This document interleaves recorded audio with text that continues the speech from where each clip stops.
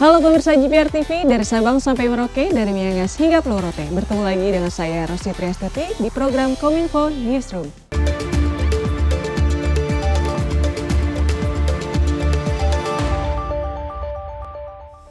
Pemirsa, Menteri Kesehatan RI Budi Gunadi Sadikin menyebut bahwa varian Omicron yang ada di Indonesia merupakan import case atau kasus yang masuk dari luar negeri.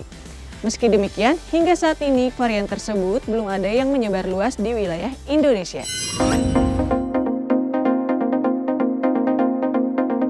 Dalam keterangan pers mengenai evaluasi PPKM, Menteri Kesehatan Republik Indonesia Budi Gunadi Sadikin memaparkan salah satunya terkait penyebaran varian baru COVID-19 yakni Omicron. Bahwa selama 2 minggu yang lalu ada sebanyak 7.900 kasus Omicron di dunia. Lalu seminggu naik menjadi 62.342 kasus di dunia. Kenaikan tersebut terjadi 8 kali lipat dalam seminggu. Dari awalnya 72 negara menjadi 97 negara yang terpapar varian Omicron tersebut. Selain itu, Menkes juga menyampaikan bahwa kasus COVID yang terjadi di Indonesia adalah imported case atau kasus yang masuk dari luar negeri. Namun pemerintah Indonesia terus melakukan upaya untuk mengantisipasi penyebaran kasus Omicron tersebut. Hingga saat ini belum ada yang menyebar keluar karena sudah dikarantina. Jadi sudah terbukti bahwa semua kasus yang ada di Indonesia adalah imported case, kasus yang masuk dari luar negeri. Yang pertama adalah yang datang dari Nigeria pada tanggal 27 November dan ini juga menunjukkan bahwa alhamdulillah semua kasus terjadi di karantina, bisa kita tangkap di karantina, sampai saat ini belum ada yang menyebar keluar. Oleh karena itu perlu kita perketat kedatangan luar negeri kita dan karantina kita agar kasus-kasus yang datang dari Nigeria, yang datang dari London, yang datang dari Guyana, Amerika ini bisa terus kita jaga. Informasi selanjutnya, Menteri Koordinator Bidang Kemaritiman dan Investasi Luhut Binsar Panjaitan menyatakan bahwa pemerintah mempertimbangkan masa karantina menjadi 14 hari. Hal tersebut dilakukan jika kasus COVID-19 varian Omicron semakin meluas. Menteri Koordinator Bidang Kemaritiman dan Investasi Luhut Binsar Panjaitan menyatakan bahwa pemerintah akan mempertimbangkan masa karantina menjadi 14 hari. Di mana sebelumnya karantina 10 hari bagi pelaku perjalanan yang baru datang dari luar negeri. Menurutnya hal tersebut dilakukan pemerintah jika kasus COVID-19 varian Omicron semakin meluas dan telah menyebar di 90 negara. Pemerintah juga secara tegas mengimbau masyarakat untuk tidak melakukan perjalanan ke luar negeri dan mewaspadai Indonesia pernah mengalami merebaknya kasus COVID-19 pada pertengahan tahun lalu.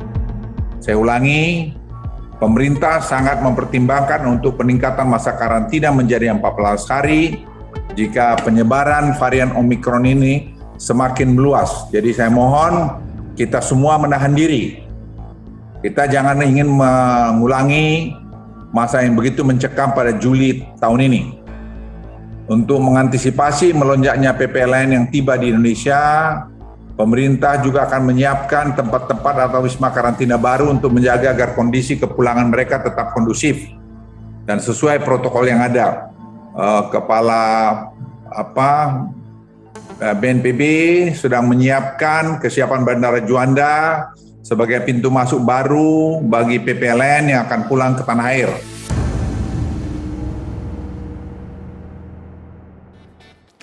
Pemirsa, pemerintah kembali menerapkan pemberlakuan kegiatan masyarakat luar Jawa Bali dan Jawa Bali.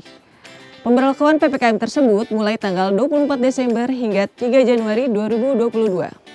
Hal ini dilakukan sebagai upaya pemerintah untuk tetap menekan jumlah kasus COVID-19. Dalam mempersiapkan penanganan kasus COVID-19 tetap terkendali dan pemulihan ekonomi tetap berlanjut, pemerintah kembali menerapkan pemberlakuan pembatasan kegiatan masyarakat pada wilayah Jawa Bali dan luar Jawa Bali yang dilanjutkan penyesuaian hasil evaluasi perkembangan kasus COVID-19 dalam seminggu terakhir.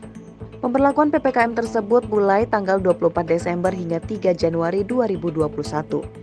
Sementara untuk penentuan level PPKM di luar Jawa Bali berdasarkan level asesmen situasi pandemi dan mempertimbangkan capaian vaksinasi di setiap kabupaten kota.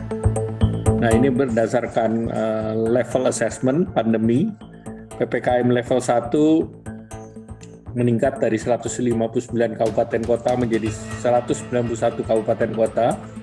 Level 2 turun dari 193 menjadi 169 kabupaten kota. Kemudian level 3 turun dari 64 menjadi 26 dan level 4 tetap 0. Untuk 24 Desember sampai dengan 2 Januari tetap berpedoman pada instruksi Mendagri nomor 66 tahun 2021 tentang pencegahan dan penanggulangan COVID-19 saat Nataru. Kecuali untuk hal-hal yang belum diatur maka disesuaikan dengan level assessment COVID di daerah masing-masing.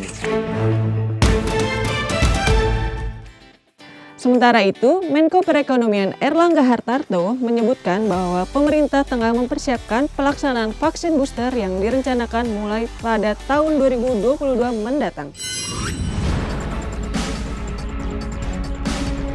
Menko Perekonomian Erlangga Hartarto memberikan pernyataan terkait vaksinasi booster di Indonesia.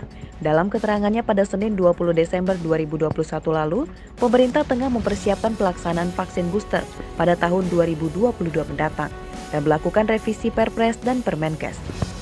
Berdasarkan arahan Presiden Joko Widodo, terdapat beberapa opsi untuk vaksin booster yang tengah dipersiapkan, di antaranya vaksin merah putih dan vaksin yang dikembangkan BUMN dengan Baylor, serta vaksin kerjasama dalam negeri termasuk kerjasama Universitas Erlangga dengan Biotis Pharmaceutical, Kalbe Pharma dengan Genexin, dan vaksin Nusantara. Nah, kemudian arahan Bapak Presiden beberapa opsi untuk vaksin booster juga akan dipersiapkan untuk menggunakan vaksin merah putih, vaksin yang dikembangkan BUMN dengan Baylor, kemudian vaksin kerjasama dalam negeri, termasuk yang masuk dalam program merah putih adalah UNER dan Biotis, kemudian Bio Farma dan Baylor College, kemudian Kalbe Pharma, Genexin, dan JBio dan Anhui, plus vaksin Nusantara.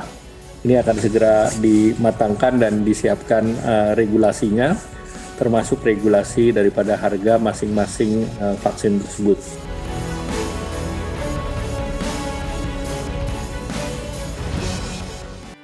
Menutup informasi terakhir, Presiden Joko Widodo melakukan groundbreaking kawasan Green Industrial Park Indonesia di Kabupaten Bulungan, Kalimantan Utara. Kawasan industri hijau ini nantinya digadang menjadi kawasan dengan konsep energi hijau terbesar di dunia. Presiden Joko Widodo melakukan groundbreaking kawasan Industrial Park Indonesia di Kabupaten Bulungan, Kalimantan Utara pada Selasa 21 Desember 2021. Kawasan ini disiapkan atas kerjasama Indonesia dengan investor dari berbagai negara, di antaranya negara China dan Uni Emirat Arab, yang akan menciptakan kawasan hijau terbesar di dunia. Dimulainya kawasan industri hijau di Indonesia menjadi sebuah lompatan dari transformasi ekonomi di Indonesia. Nantinya, kawasan yang dibangun mencapai 30.000 hektar ini akan mengelola sumber daya alam dari hulu hingga hilir dan akan memberikan nilai tambah bagi masyarakat dan negara. Inilah lompatan kata, sebuah lompatan yang ingin kita lakukan, leapfrog yang ingin kita lakukan. Dan ini akan kelihatan manfaatnya secara real 5-10 tahun dari sekarang. Nanti kita lihat 5-10 tahun yang akan datang akan bermanfaat seperti apa, baru kelihatan.